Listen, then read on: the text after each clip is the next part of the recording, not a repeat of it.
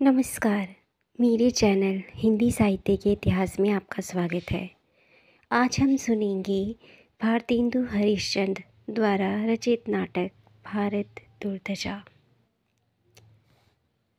यह एक दुखांत नाटक है। इसके प्रमुख पात्र हैं भारत, भारत दुर्दैव और भारत भाग्य।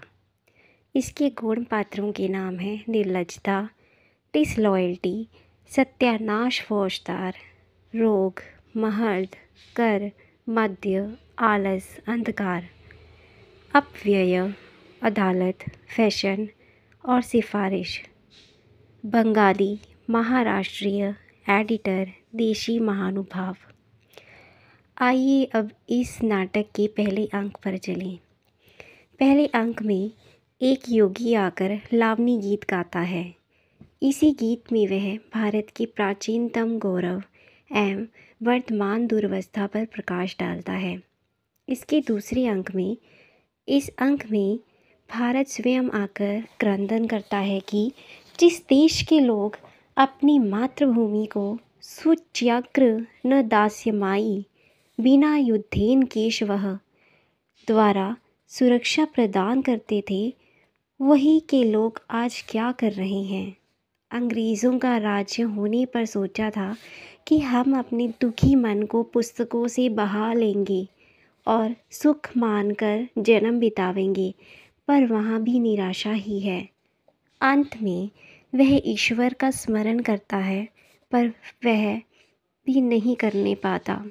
तब भय से मूर्छित हो जाता है और निर्लजता एवं आशा आकर उसे ले जाती है। तीसरे अंक में भारत दुर्दैव आता है और भारत दुर्दशा का पूरा विवरण करता है। अकाल, महंगाई, रोग, अनावृष्टि, फूट, बैर के साथ साथ प्लेग, टिकस, काला धन आदि का भी उल्लेख करता है। अंग्रेज़ी शासन में भी हिंदुओं में सुधार नहीं हुआ और वे अंग्रेज़ों से अवगुण ही ग्रहण करते रहे। आज भी प्राय 95% हिंदू निरक्षर हैं, साक्षरों में कुछ भी सुशिक्षित है।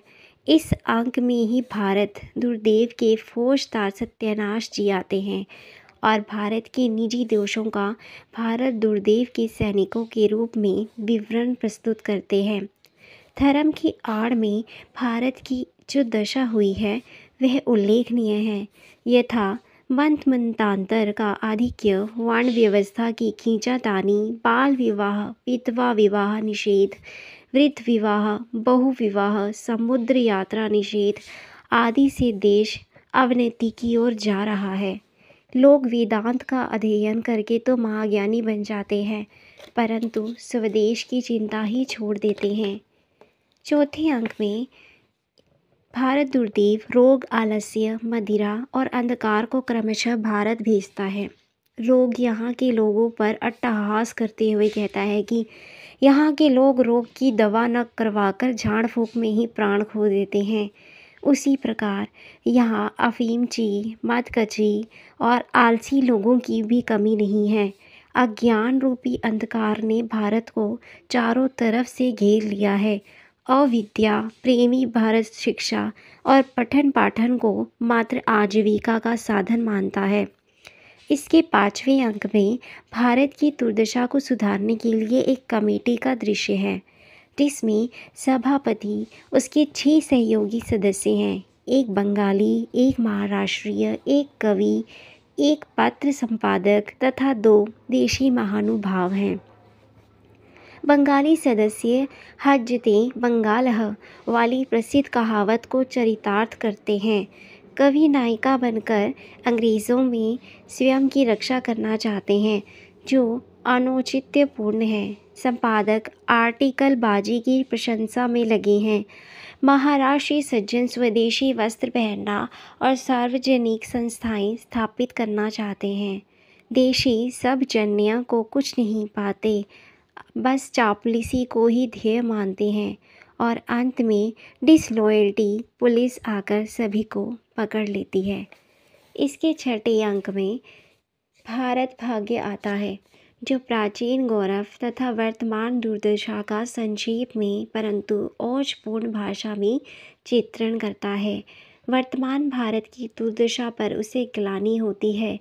वह परतंत्रता, ईर्ष्या, द्वेष आदि संसार के संपूर्ण कलंकों से लांछित होते हुए भी मिटा नहीं। ऐसी शक्तिहीन देश का मिट जाना ही श्रेयस्कर है। धोवहु भारत अपजस पंका, मीटहु भारत मुँह में कलंका। नाटक के अंत में भारत भाग्य आत्मघात कर लेता है तथा नाटक का अंत दुखमय हो जाता है।